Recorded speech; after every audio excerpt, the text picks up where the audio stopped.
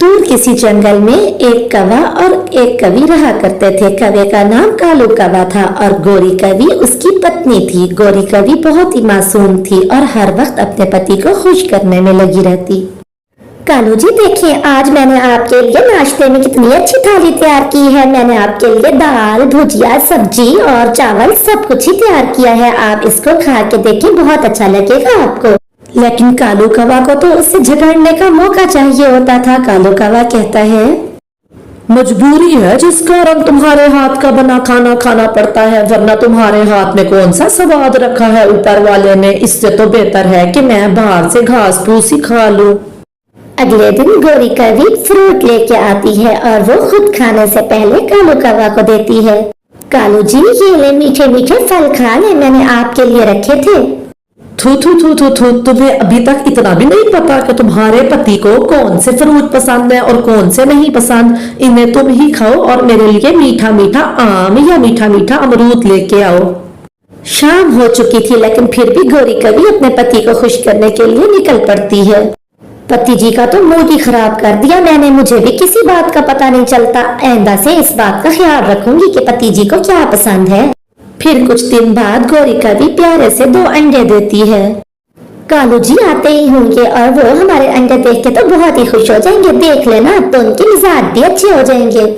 अभी वो इतना ही कहती है कि कालू कौवा भी घर लौट आता है। कालू कौवा जैसे ही आता है, गोरी कवि तो खुशी से पागल ही हो रही थी और वो उससे सारी बात बताती है। पति जी देखिए, हमारे अंडे हुए हैं, वो भी 1 नहीं 2। अब हमारे इसमें से बच्चे निकलेंगे। पति जी अब हमारा घर भी आबाद हो जाएगा। लेकिन कालू कौवा ने कहाँ खुश होना था, वो तो आज भी गोरी कवि का दिल तोड़ देता है। मुझे नहीं हुई कोई किस्म की खुशी। अब ये 2 अंडे, इसमें से निकलेंगे बच्चे। मैं इतना भी नहीं कमाता कि मैं तुम्हें भी पालूं और इन अंडों को भी पालूं। अब के बाद मेरे सामने तुम इन अंडों का कोई जिक्र ना करना, वरना मुझसे बुरा कोई नहीं होगा। फिर गोरी कवि अपना भोजन ले लाने के लिए बाहर चली जाती है और वो मन ही मन सोचती है कि जब बच्चे हो जाएंगे तो पति जी बिल्कुल बदल जाएंगे। समय कहाँ रुकने वाला होता है, समय की गाड़ी तेजी से भागती रहती है। और फिर एक दिन गोरी कवि के 2 प्यारे से बच्चे होते हैं। मेरी प्यारी बेटी और मेरा बेटे, तुम्हारा स्वागत है। अभी तुम्हारे पापा भी आते होंगे, वो तुम दोनों को देख के बहुत खुश होंगे। शाम हो चुकी थी। कालू कौवा भी अब घर में लौट के आ जाता है। कालू कौवा जैसे ही उन बच्चों को देखता है तो वो तो बहुत गुस्से होता है।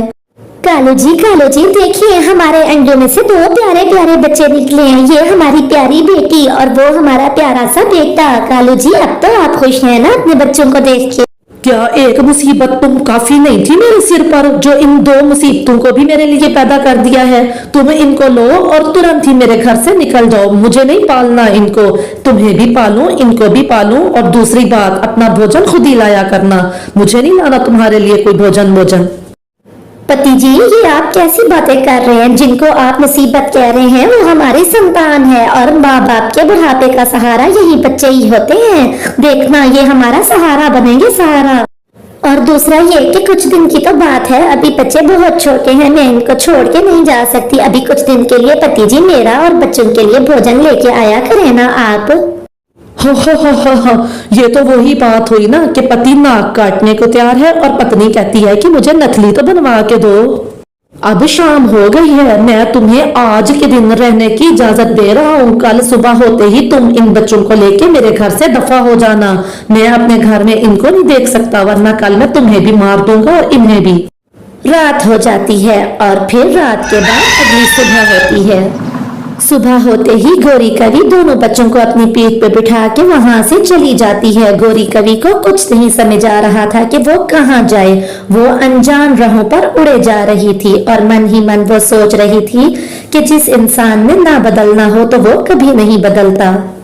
उड़ते उड़ते वो बहुत दूर निकल चुकी थी। अब ये कोई और जंगल शुरू हो गया था, लेकिन अभी भी अनजानी राहें थी। गोरी का कोई अपना नहीं था। दूर से उसे एक घोंसला नजर आता है जो खाली होता है। रात भी हो चुकी थी। गोरी कवि अपने बच्चों को लेकर वहीं चली जाती है।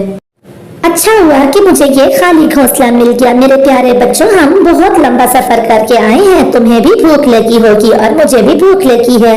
तुम इसी घोंसले में ही रहना, मैं तुम्हारे लिए कुछ खाने को लेके आती हूँ। अपने बच्चों को प्यार करते हुए थके हुए बच्चों को घोंसले में छोड़ के वो थकी हुई गौरी वहां से फिर से उड़ जाती है।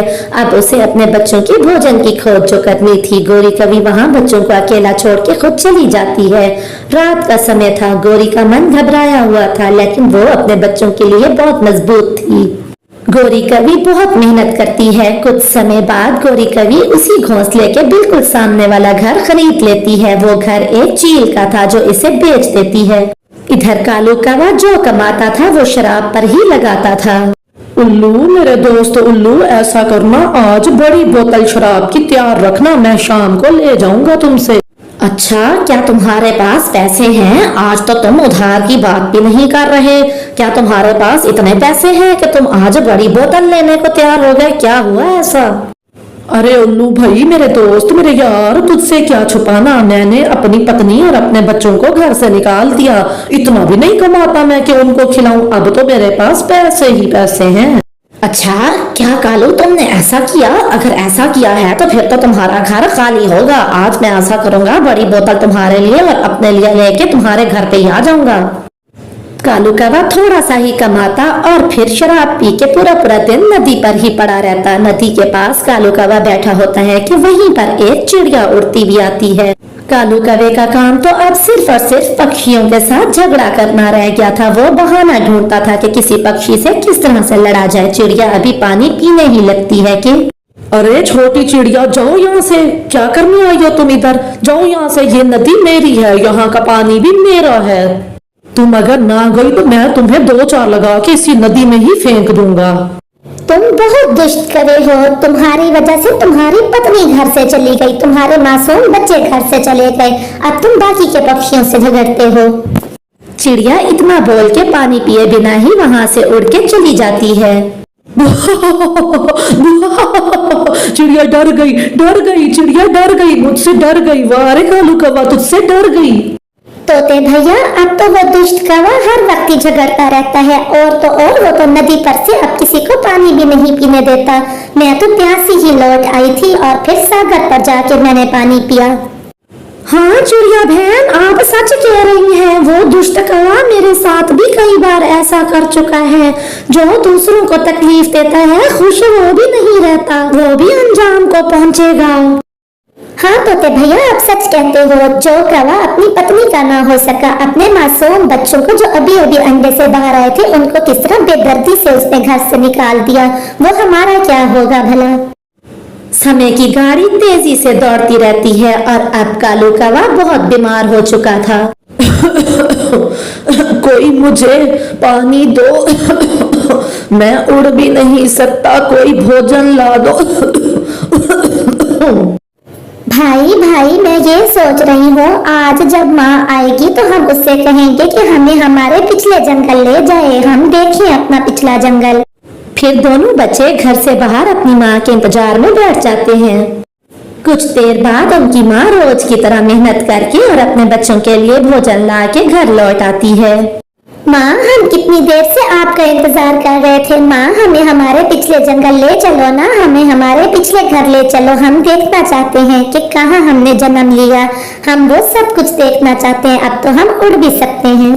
मेरे प्यारे बच्चों, मैं तो वहाँ जाना नहीं चाहती थी, लेकिन अगर तुम दोनों की इच्छा है तो मैं तुम दोनों को जरूर लेके जाऊंगी। अब तो रात हो गई है, हम ऐसा करेंगे, सुबह सुबह ही यहाँ से निकल पड़ेंगे दूसरे जंगल को। मैं अपने बच्चों को ले जाऊंगी सुबह। बस फिर क्या था, सुबह हो जाती है और सुबह होते ही गौरी कवि अपने दोनों बच्चों को लेके दूसरे जंगल की तरफ उड़ जाती है। वो तो नहीं जाना चाहती थी क्योंकि उसकी तलख यादें थी, लेकिन बच्चों के कहने पे वो अपने पिछले घर जाती है। गौरी, तुम लौट आई, बहुत अच्छा किया तुमने गौरी। मैं भूखा हूँ, मुझे भोजन दो, और मुझे मोलक बीमारी हो गई है। डॉक्टर बुलबुल कहती है मैं ठीक नहीं हो सकता।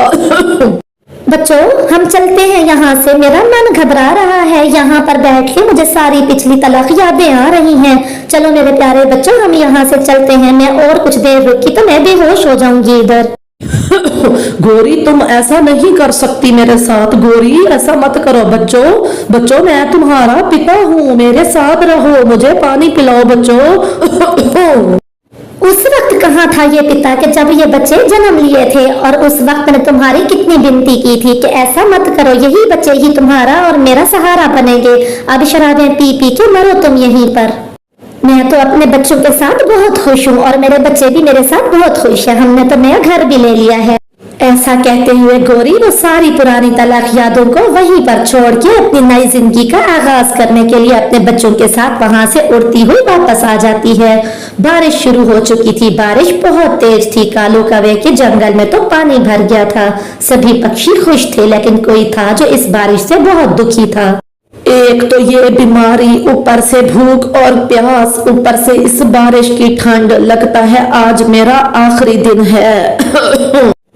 अगर मैंने अपने बच्चों को और गौरी को घर से ना निकाला होता तो आज मेरे बच्चे मेरा सहारा होते और गौरी मेरी केयर करती। काश कि मैंने ऐसा ना किया होता। कुछ देर मन ही मन ऐसा सोचने के बाद कालू कौवा गिर जाता है। वो हमेशा हमेशा के लिए इस दुनिया को छोड़ के चला गया था। घर का दरवाजा खुला था। एक शिकारी चील भूखी थी जो आके कालू कौवे को खा जाती है।